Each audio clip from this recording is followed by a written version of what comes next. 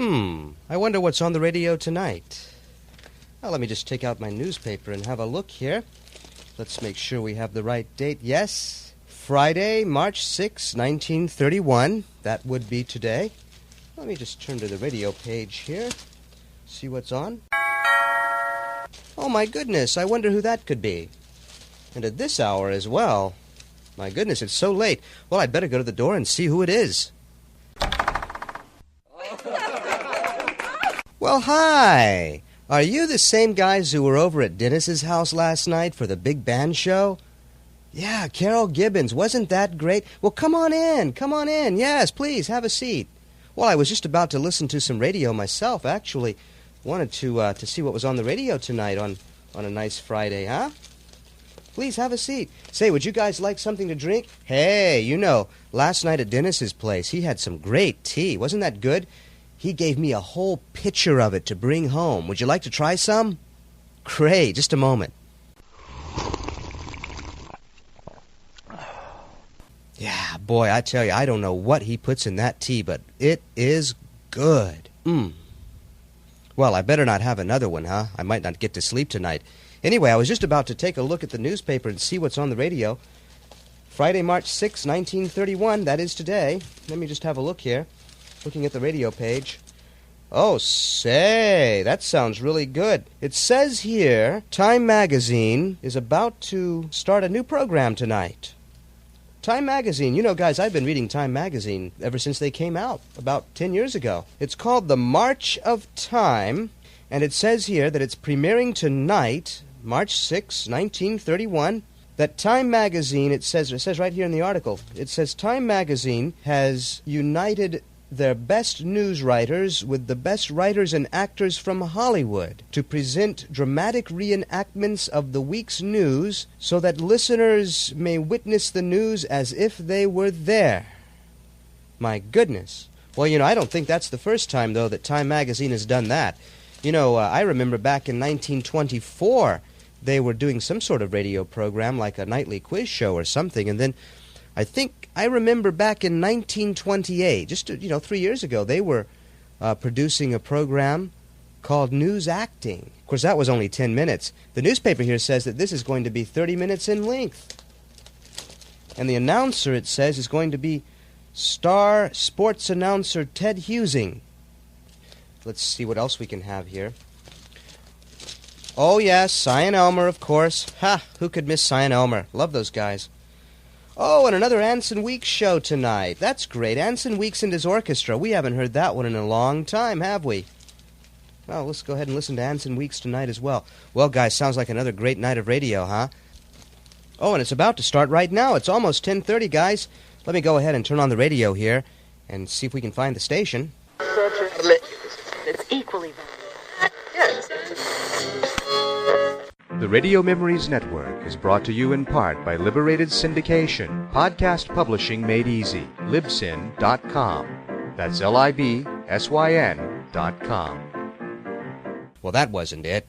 Too many commercials. You know, I long for those days just 4 or 5 years ago when there weren't nearly as many commercials as there are now, huh? Just a moment, I'll tune around again.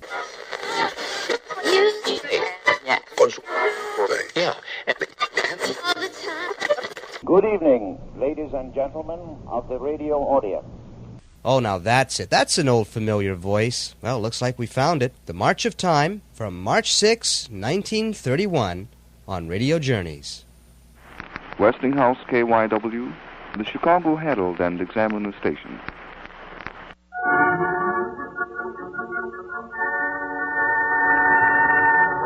The March of Time.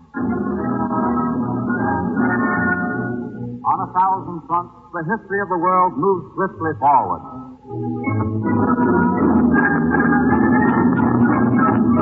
Tonight, the editors of Time, the weekly news magazine, attempt a new kind of reporting of the news. The reenacting as clearly and dramatically as the medium of radio will permit. Some memorable scenes from the news of the week. From the March of Time. 1,000 new details, new facts in the world's history come into being every hour. In India, at midnight, Nut Brown Mahatma Gandhi comes out of a conference with the Viceroy Lord Irwin, tells his followers that peace with England is approaching. In Peru, 3 men, Dictator Luis Sanchez Cerro, Chief Justice Ricardo Elias, and Lieutenant Colonel Gustavo Jimenez all have been president within the past week.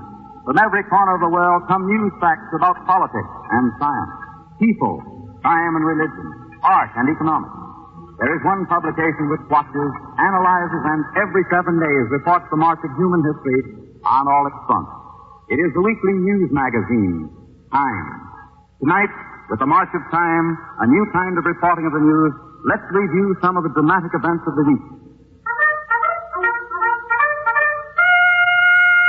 Chicago. In the executive offices of the 5th floor of the City Hall, adherents of the mayor have gathered to celebrate with their chief his victory at the polls.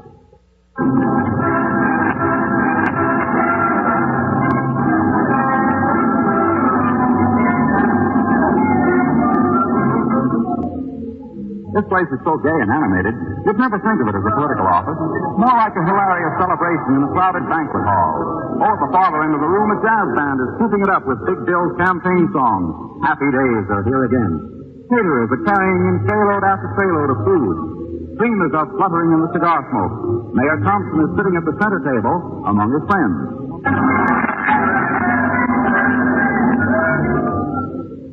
It's a walkaway, Mayor Thompson. Congratulations, Bill. Thank you, boys. Thank you. I asked you before, and I ask you again. How are you going to lick Big Bill? Not with the nutty judge and the boy alderman. Your man will go on building Chicago's skyline.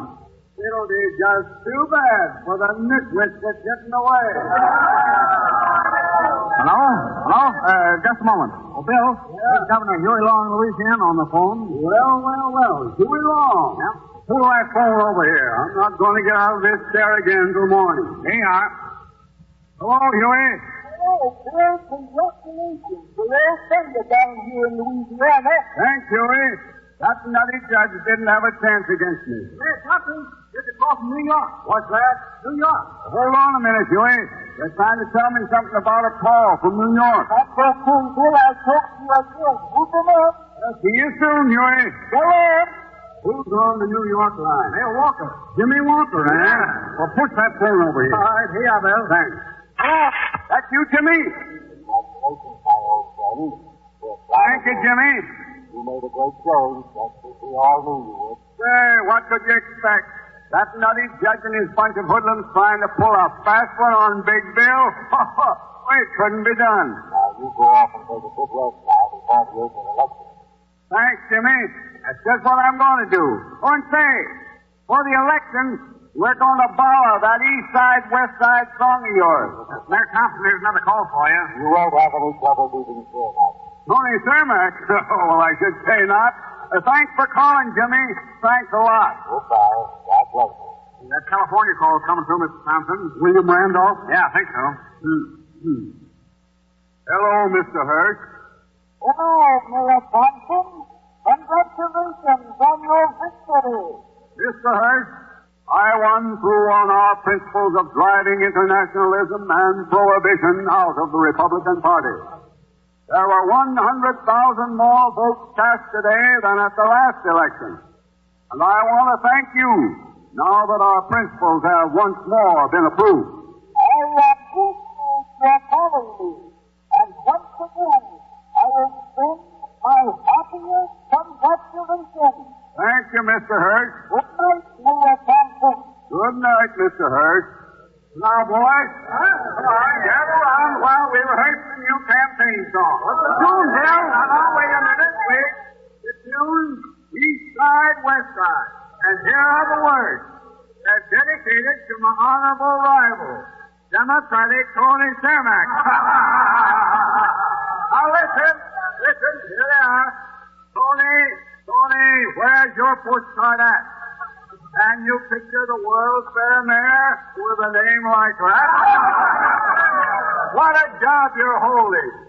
Now you're trying for two. You better start thinking of one for me instead of two for you. Now, all together.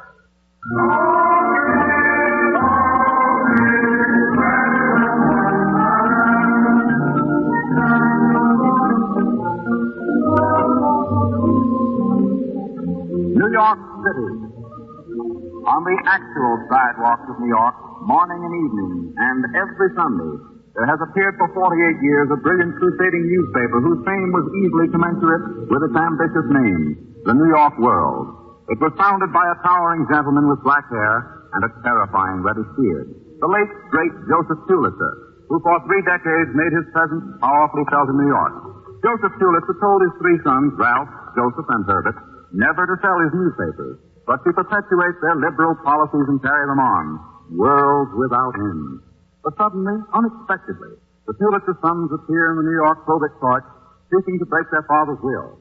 Son Herbert Pulitzer takes the stand to answer the questions of a sympathetic court, the courtroom. Quiet. Quiet, please. Mr. Pulitzer, has the business of publication of these newspapers in recent years been successful from a financial point of view? No, it has not, Mr. Jackson. Have the losses resulted in reaching the company's reserves? They have, sir, to the extent of about $3 million. What is your best judgment as to the possibility of continuing publication of these papers? Well, at our January rate of loss, we could continue for 3 months. Then our reserves would be completely exhausted. Please explain the reason for this condition. There are 3 principal reasons for this condition, Mr. Jackson. First, the crowded newspaper field in New York. Second, the publication of 3 newspapers by one company in ownership is not economical. The third reason is the fact that the world papers have always held a middle ground and remain there between the so-called high-class newspapers and the recently rapid-growing so-called tabloid newspapers. Mr. Pulitzer, you have approached other groups regarding the sale of these newspapers? Yes, Your Honor.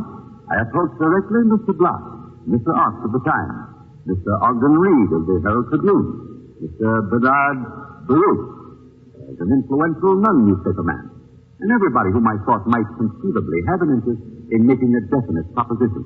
Was any specific offer made by any one of these gentlemen near this price of $5 million, which is named here in this contract? This is the only specific offer we have had, Your Honor. Have you examined into the credit and standing of the purchaser under this contract? Of the Scrip-Howard people? Yes. I have. E.W. Scrip Company control all of the Scrip-Howard newspapers, and there are some 26 of them, I believe, scattered all over the country. They all have excellent reputations. I'm informed they already have an investment of some $7 million in the New York Telegram. $7 million? Approximately $7 million.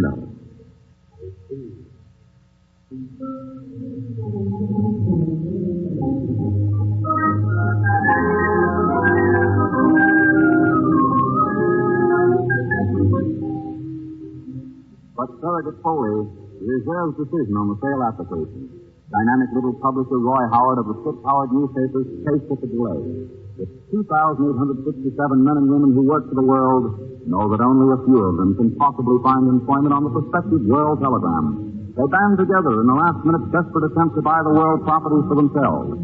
They call peace through the world building, out into the city to old employees and to friendly bankers, to newspapermen in other cities throughout the world and throughout the country.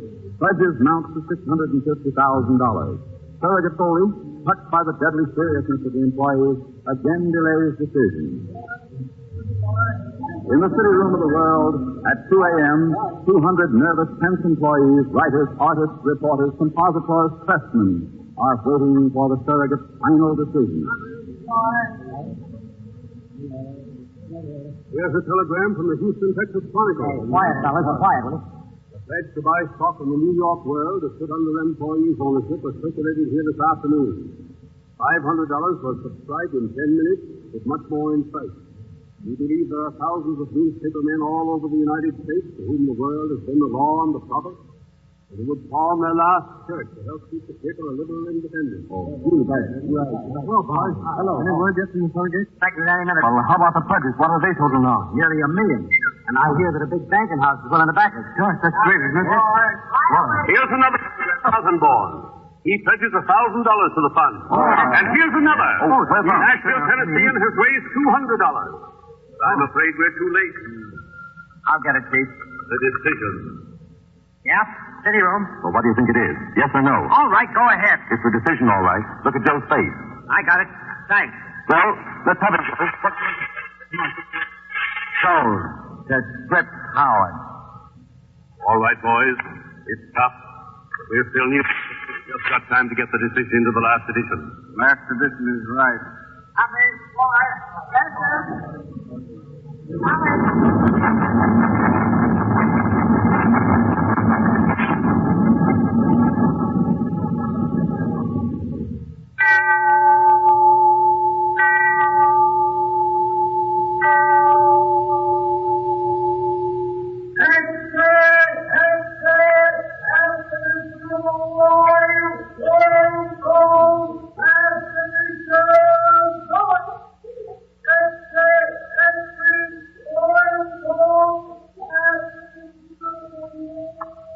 And at noon, a new cry is heard on New York streets.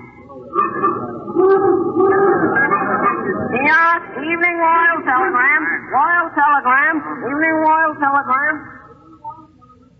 The first day's sale of the new World Telegram soars to 750,000 copies.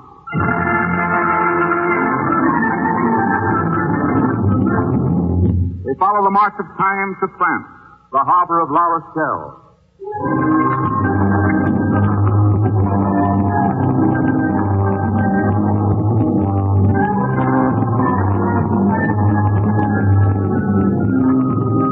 Dread of all French lawbreakers up at penal colonies, and especially the terrifying Devil's Island in French Guiana, South America.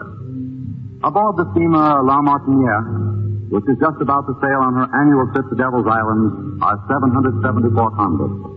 They are moving about restlessly in their cages between decks, waiting for the throb of the steamer's engine, the signal that they have started on their long, slow journey to a lifelong hell on earth. The bars of their cages are pipes from which will squirt steaming hot water should they attempt an outbreak. In 3 adjoining cages are 19-year-old Pierre Morin, mechanic Jean Ferriere, and Henry Boussard, murderer. Oh, the cat sent me over there. The cat. Why doesn't it come? Why doesn't it come? Shut up. The guard's coming. Guard? Pardon, guard. I'm expecting a message. My name is Morin. Pierre Morin. What do you mean? I got no message. But, guard, how long before we sail? Shut up and go there.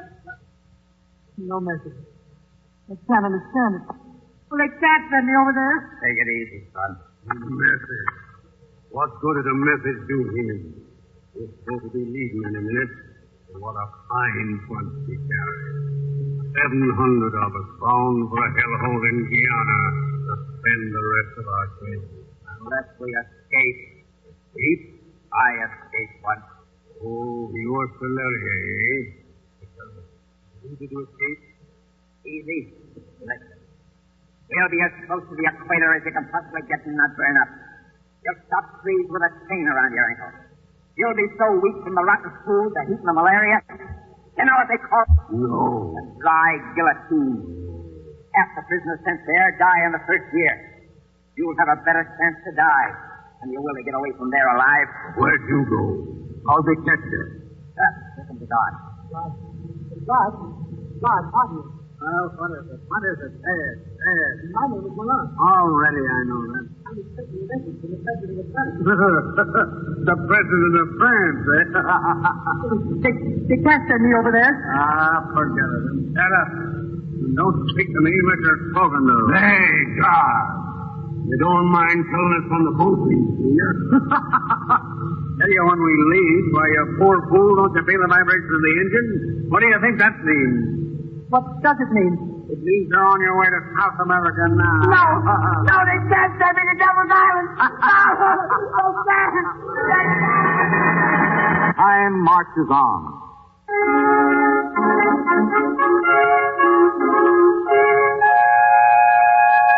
The march of history since the turn of the century has destroyed many thrones. Today there are only 20 kings left in all the world.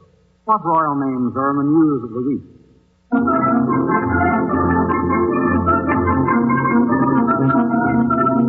Madrid, Spain. King Alfonso, the only living monarch born a king, has once again averted a serious revolution. To American newspaper correspondent who explains his present political stand and his country's present condition, King Alfonso is speaking. The Spanish crown is not mine to give up. It belongs to my family. It is mine only temporarily. You must not believe everything you read about Spain. There is no revolution here. We have turned the corner. Among my earliest memories are recollections of the Spanish-American War. But all that was long ago. Now, Spain and America are the firmest of friends. But you are still waging war on us, you know. I mean, the tariff. The American tariff is in some ways more terrible than bullets. That, too, let us hope, will soon disturb Spain no longer. We are on our way to peace at last. But it will be a long road.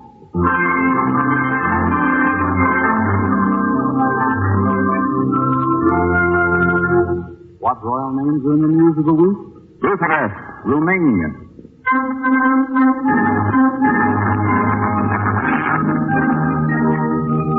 It is 3 o'clock in the afternoon. An automobile speeding along one of the main thoroughfares suddenly turns into a narrow street, halts in front of the back entrance of police headquarters. One is King Carol, the errant son of Queen Marie, who returned to his people and his throne last June. The two men are a general and an aide-de-camp. All three are dressed in mustard. They enter the building, pass down an obscure hall, stop suddenly. What's that? Your Majesty, the police must be third-degreeing a prisoner. It's a soldier. He comes from behind this door. Locked, confound it. Open, in the name of the king. The king, I tell it to your grandmother. What do you want? Waste your time. In the name of King Carol, open this door or I'll break it down. Come, General. Guns! It is the king. Pardon, Your Majesty. Cut that man down, dog. Just bring a man up by your thumbs like that. Why, it's barbaric, man. Cut him down. What is this man's offense? Your Majesty, he is suspected of being a thief. Suspected of being a pickpocket. And on mere suspicion. Such a petty offense. You string him up by his thumbs and beat him. Not a word, dog. General, get this dog of a policeman's name. Yes, Your Majesty. Take his name. He knows that we've abandoned these barbaric practices. Yes, Your Majesty. As for this officer, let him be dismissed immediately. Let it be known why he was dismissed. And further let it be known that today I have visited many public offices. That I have found many such offenders and delinquents. Doctors absent from casualty offices. And that only in the tax administration office were men working as they should. I shall make it very clear, Your Majesty. Let it be known that this man's dismissal and the dismissal of other offenders and delinquents will serve as a lesson to all officials in the Romanian government. Make it clear to everyone that my raid today will not be my last.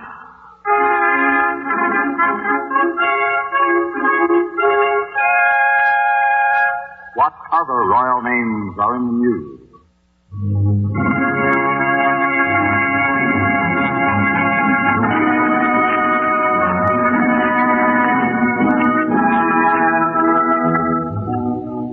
While King Carol of Romania is turning official Bucharest upside down, in Italy, King Victor Emmanuel is giving his daughter Zarita Iona and her husband Tsar Boris of Bulgaria a $2 million palace.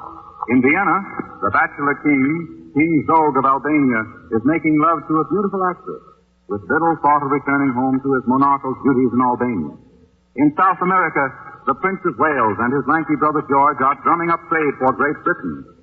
And in New York City, at 16 East 60th Street, Manhattan, in the Republic of the United States, a strange auction is going on.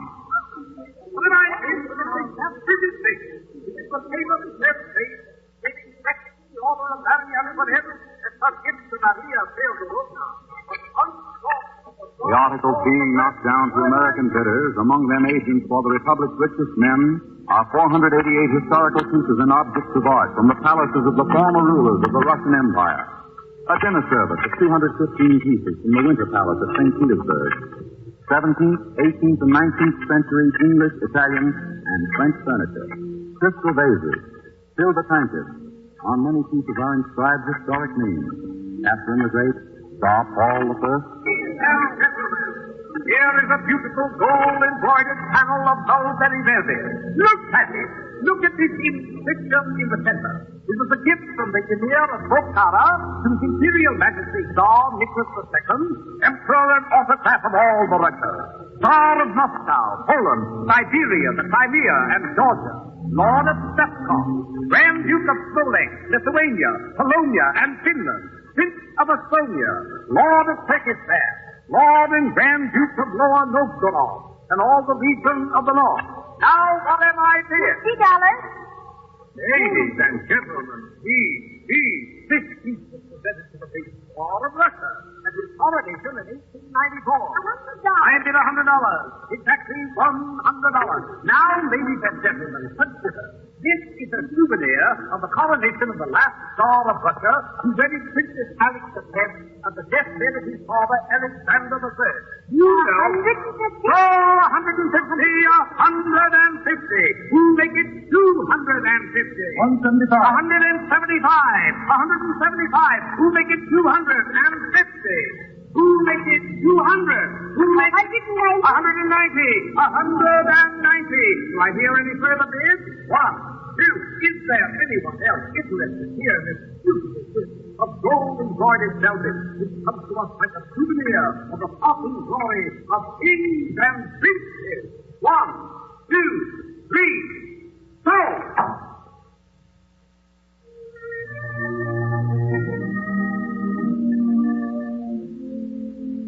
Souvenirs of the Romanovs, of Catherine the Great, of Alexander I, of Peter the Great, of Nicholas II. Over the auction block were the priceless treasures of an empire or a song.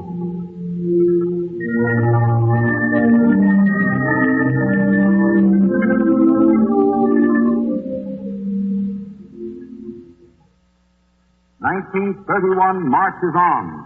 Washington, D.C. In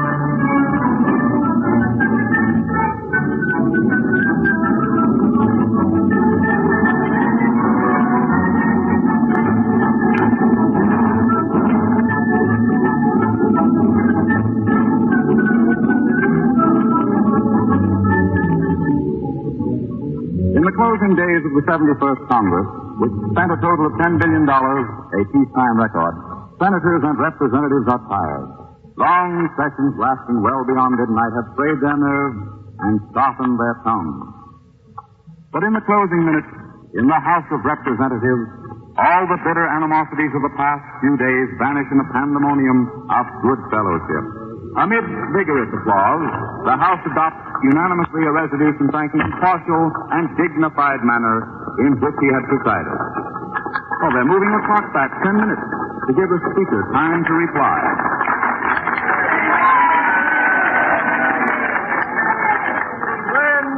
I'm sorry. I need not say that I am profoundly grateful for this demonstration of your affection. Perhaps this is the last time I will address you from this rostrum. The decision lies with none of us here. It is a decision that lies with an all-wise providence. With whatever providence may decree, I am abundantly satisfied. I ought to be for the 3 Speakers of the House in all history who have had a longer term of consecutive service than I have had. I have enjoyed practically every minute of it, excepting a few minutes last night, when some members struck me as being perhaps a trifle bothersome. I esteemed them all, as I have esteemed every member here during my service of 6 years. And now, the hour of 12 o'clock having arrived, I declare this Congress adjourned.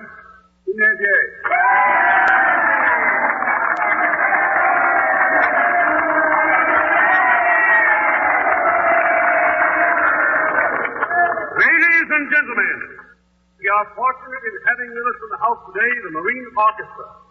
I now have the honor of asking that great rival of John Philip Sousa, the Honorable Fiorello Laguardia of New York, to lead it for us while we sing America, the Swanee River, and my own Kentucky home.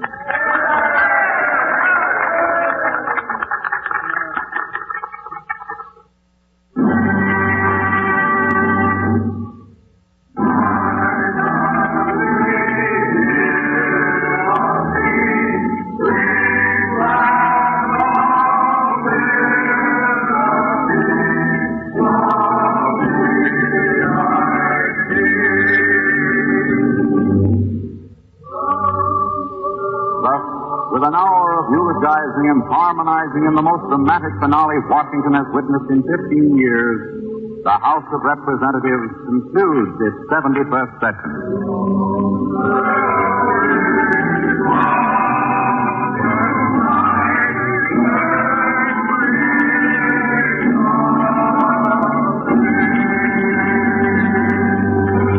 You have just listened to The March of Time, a new kind of reporting of the news. The reenacting of memorable events of the week, on the air at this hour every Friday night.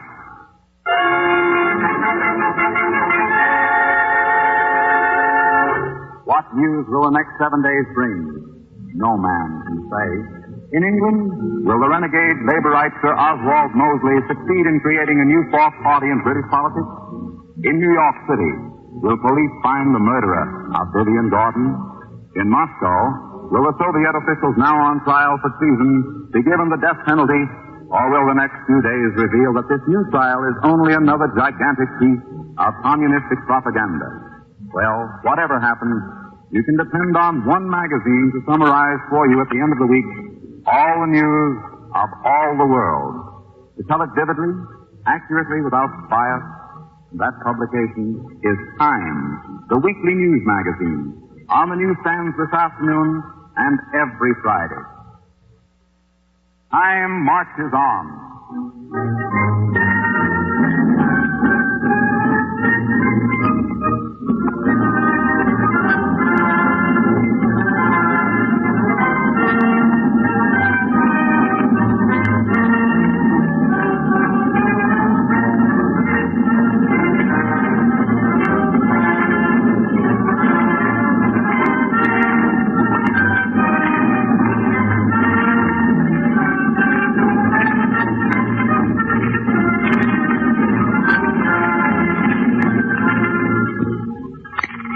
The voice of time. This is the Columbia Broadcasting System. Westinghouse KYW, the Chicago Herald and Examiner station.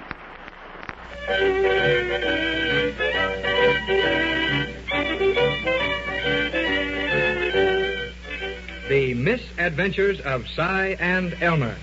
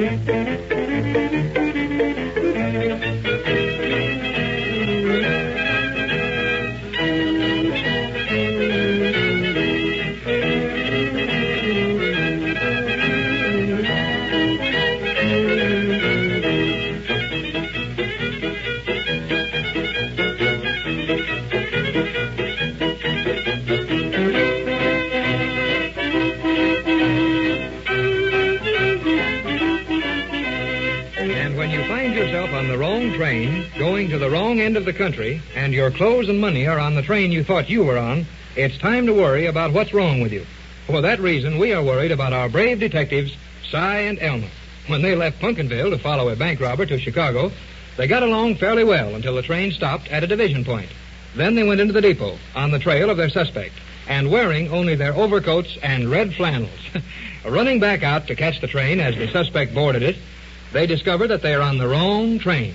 The only thing right about it is that their man is still on the same train with them.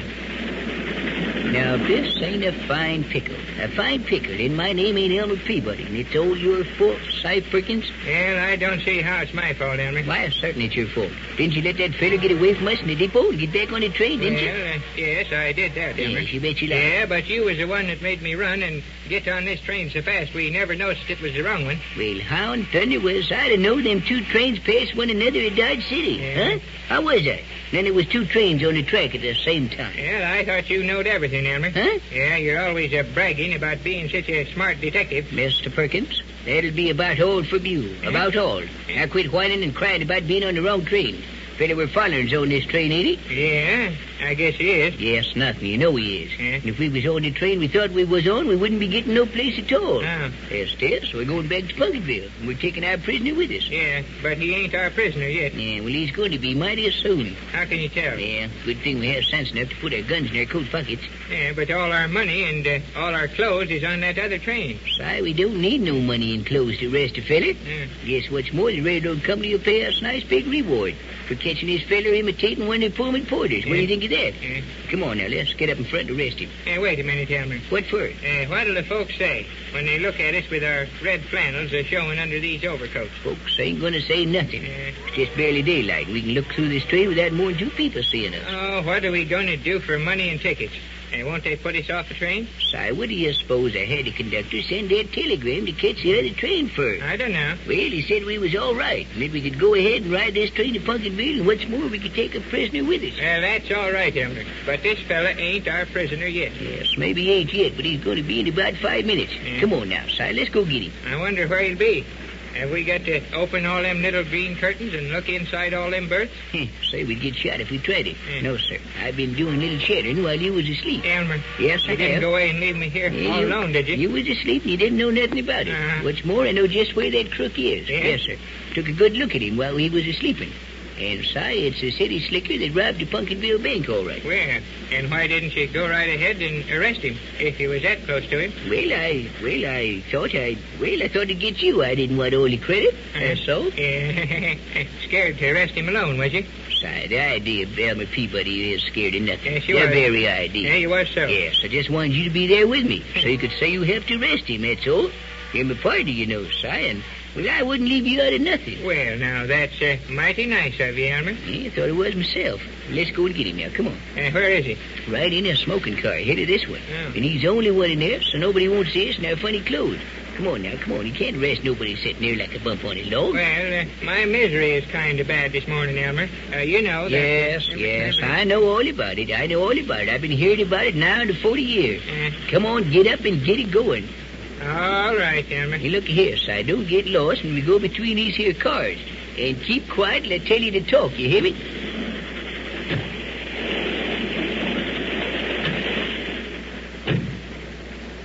Where is he, Elmer? Didn't I tell you to shut up? Look here, laid across them two seats. That's him.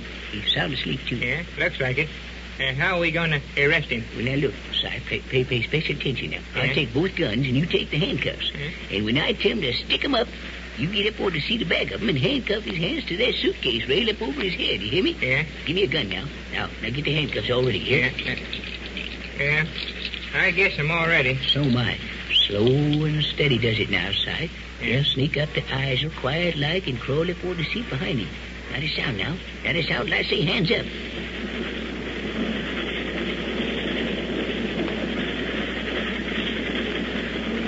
Hands up, don't you? Stick them hands up in the air. Come on. I'm waiting for him to come up, Elmer. Hey, what's this? What's going on here? Well, if it ain't the Rubes again, and two cannons this time, huh? Yeah, get them hands up here. Go on, stick 'em up for I'll let both these pistols go off at once. Get him up there. Come on, get him up higher. Go on, get him up. Now hold him steady right there. Yeah, yep, I got him, Elmer. Just a minute. I'll get him fastened to this here suitcase rail up here. There. That's got it. I reckon that'll hold him for a spell.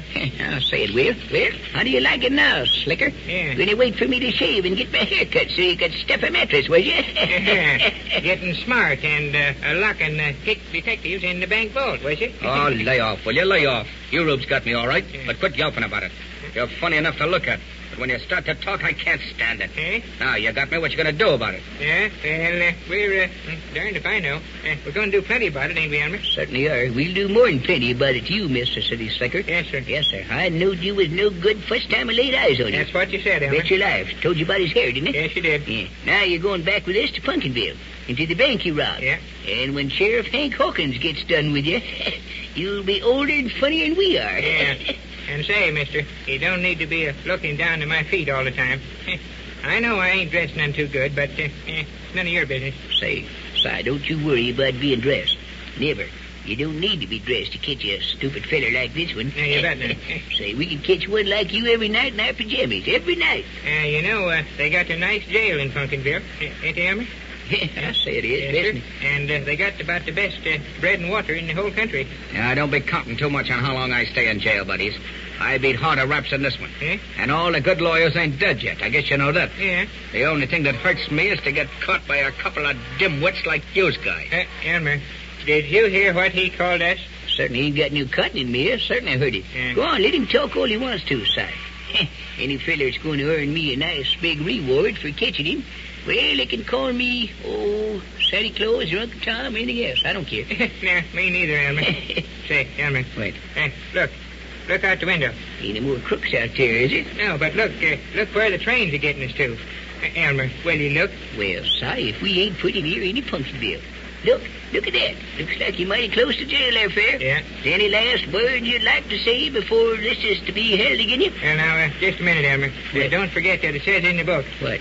Before you go to take down the last words of a fellow like this. Yeah? Well, it says to be right legal, you got to warn them. Warn them how? Well, tell them that anything they say is liable to count against them. Oh, well, certainly. Well, you could let me take my hands down off here. This ain't so comfortable. And if that don't beat all, Elmer, he ain't comfortable. Well, Si, think of that. Ain't that too bad? I think it's a shame. My goodness. Yeah. After Hank Hawkins is you in his jail for a few months there, feller, you wish you was back here hanging by your hands in this nice train again. Elmer, just look out the window. What about? What is it? Elmer, we're getting into the Pumpkinville Depot right now. Si, we certainly are. About 2 minutes more, we'll be in there. She's coming right now. And you know what we'll do, Elmer? What? Well, we're going to get us one of them nice, shiny taxi cabs. Why not? And take this fella right to the jail. Say, listen, Si, I heard something. Huh? Heard something then. Wait till you get over and look out the window now. Wait a minute.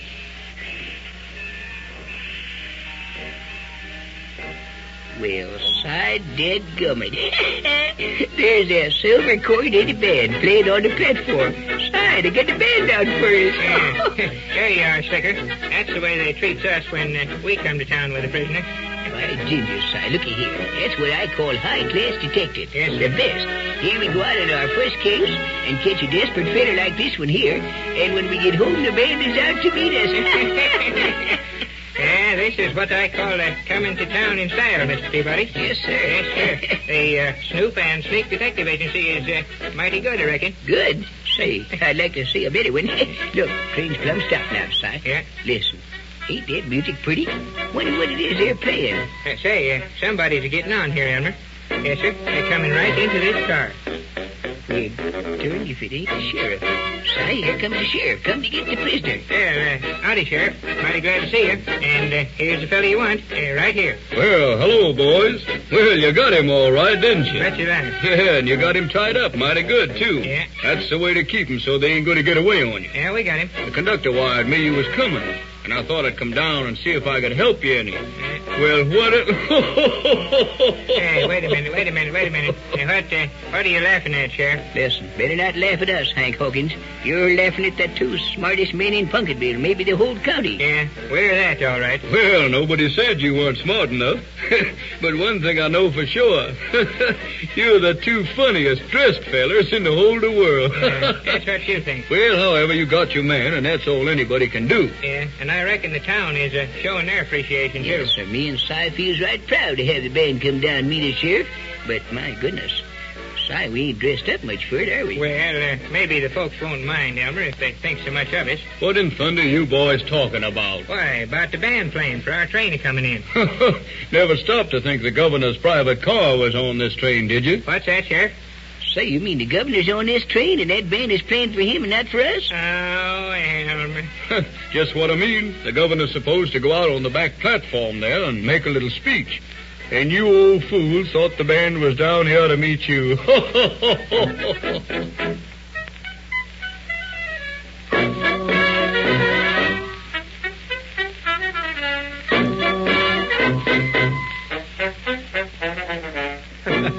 And such is the price of fame, and our detectives are not as well known as they thought.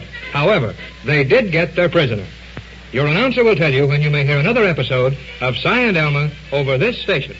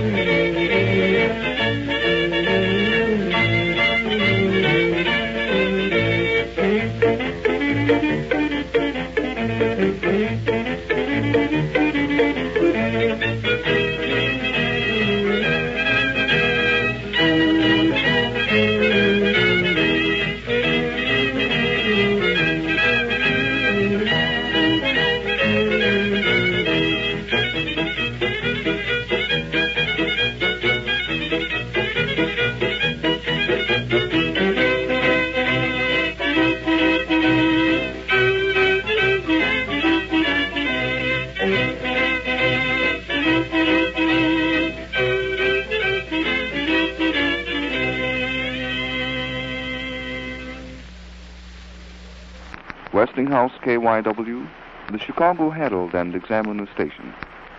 Greetings, ladies and gentlemen. Here he is, Anson Weeks, playing in Peacock Court, Hotel Mark Hopkins, San Francisco. Anson opens his musical box of tricks by dancing on the ceiling. Gracious, what a wonderful age we're living in.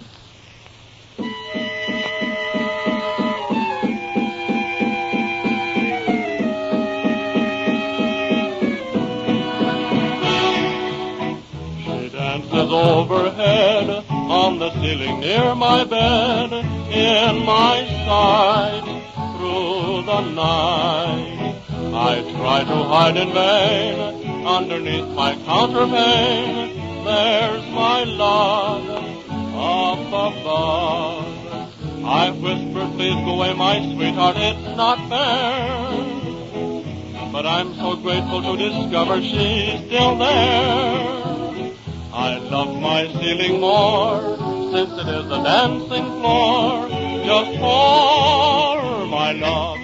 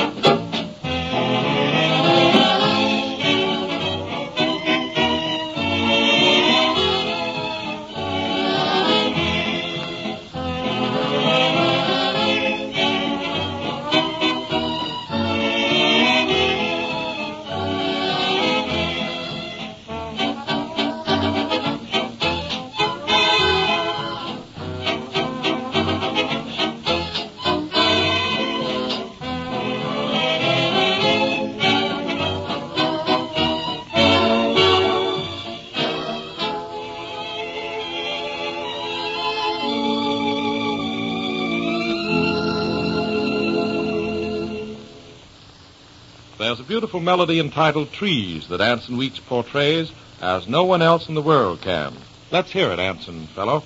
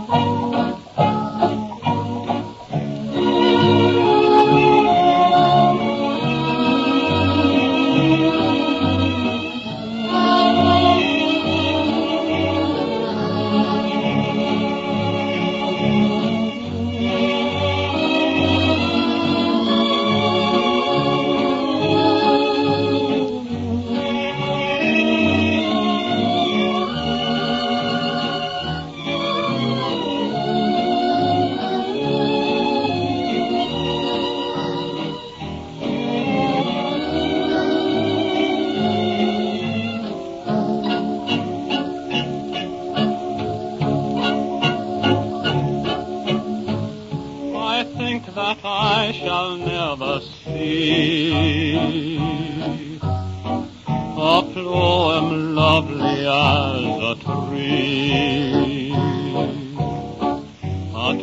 whose hungry mouth is pressed against the earth's sweet flowing breast,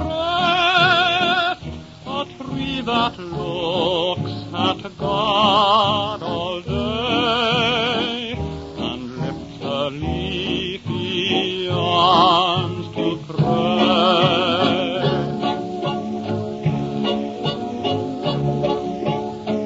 A tree that may in summer wear a nest of robins in the hair, upon whose bosom snow has lain, who intermittently lives with rain. Poems are made by fools like me, but only God can make a tree.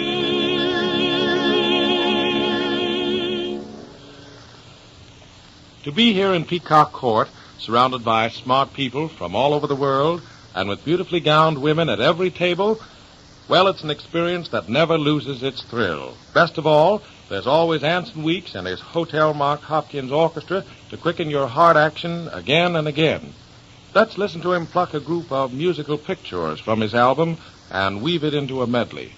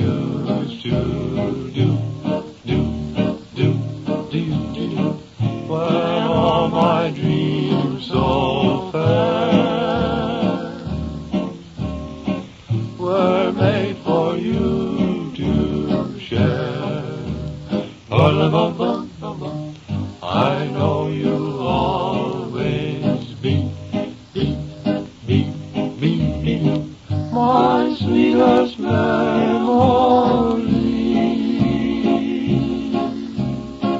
Though others doubt you, forget about you, I'll keep on loving you. Rain, let us cuddle while the rain pitter patters on the pane, and we're alone. A chance to while away a dreamy afternoon, a lovely peaceful afternoon. No one can see us rain. It's so cozy in the rain. There's no reason to complain. She'll wait for you to hold her hand, and then it's 10 to 1. You'll kiss her in the rain, rain, rain.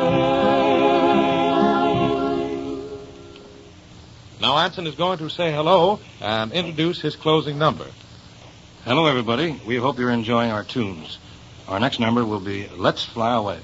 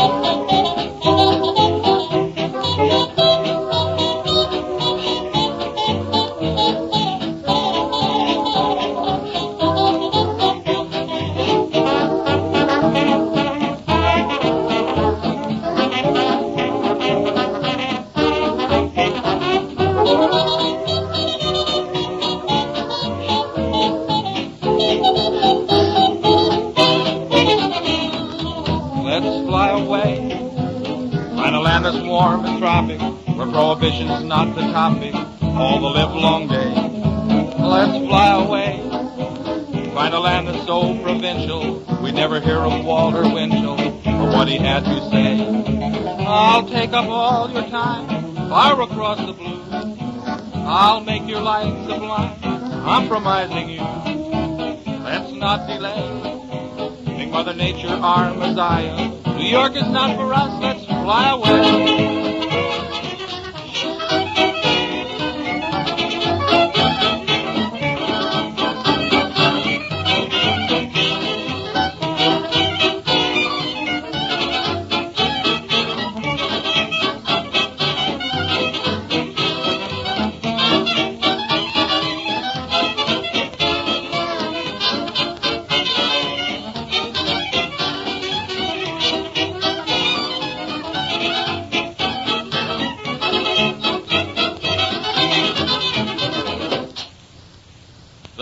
Anson Weeks bids you farewell from Peacock Court, Hotel Mark Hopkins, San Francisco.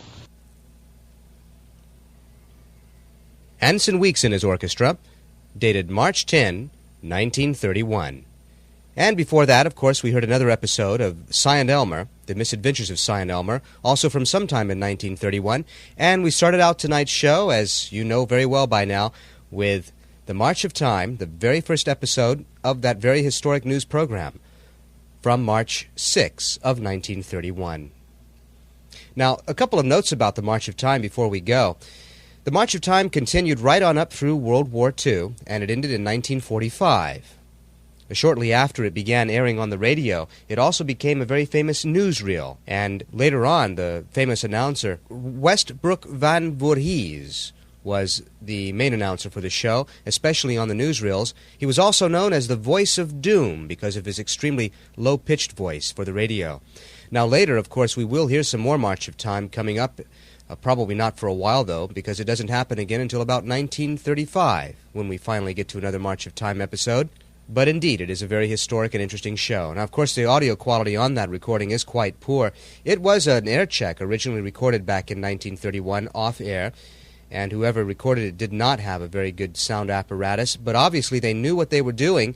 They knew how important the show would become in the history of broadcasting, and they made sure that it was recorded for posterity, and we're very glad that they did that. Here's a note about next week's show on Radio Journeys. We have a very special episode for you. We're going to be visiting June 11, 1931. We're going to be listening to some Proto-Fibber McGee and Molly from June 11 of 1931, actually from throughout 1931, with several episodes that were recorded as air checks off of WMAQ radio in Chicago. Many of you may have this in your collection if you're avid OTR collectors from this period. The show was called Smack Out, and it was a very early, prototypical Fibber McGee and Molly. You can already see the characters of Fibber McGee and Molly starting to take shape. And then we're going to hear our earliest surviving episode of The Witch's Tale from June 11, 1931, The Witch's Tale.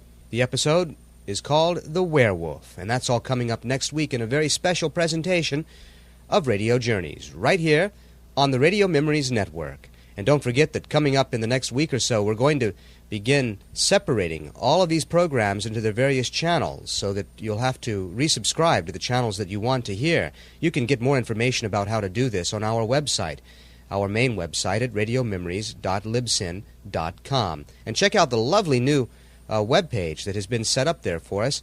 We're looking forward to having you back here for all of our programs every week.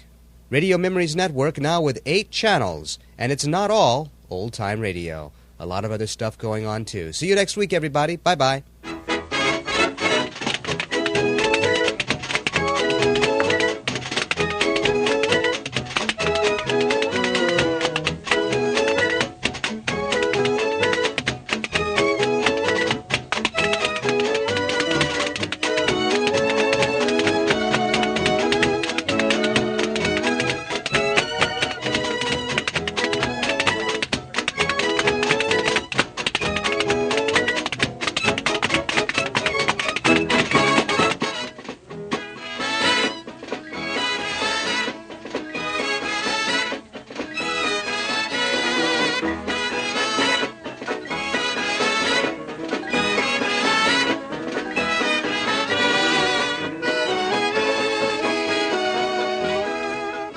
More footnotes next week, and so in friendly fashion, good luck